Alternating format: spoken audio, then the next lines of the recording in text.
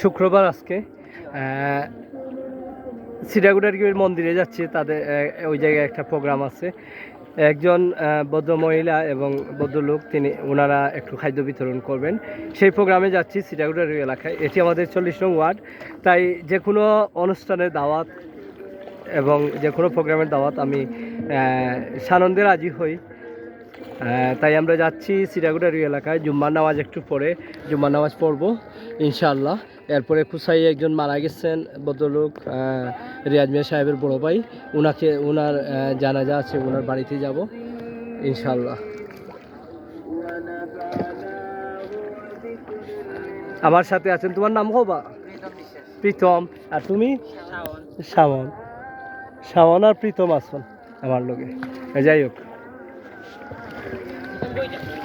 খুবই সিটাগুড়ারি এলাকায় এর আগে আমি 2বার এখানে খাদ্য সামগ্রী বিতরণ করেছি। এখানে সদর ট্রাস্টের পক্ষ থেকে একবার এবং আর খাতুন ট্রাস্টের পক্ষ থেকে একবার, 2বার এখানে খাদ্য সামগ্রী বিতরণ করেছি। যাই হোক, আপনারা আমাদের সাথে সবসময় থাকবেন, আমাদের সহযোগিতা করবেন, দোয়া করবেন, আর ভিডিও কন্টেন্টগুলো শেয়ার করে সবাইকে দেখার সুযোগ করে দিবেন। অত ফেনা হয়ে গেল, ওদিকে গেছে বাতাস।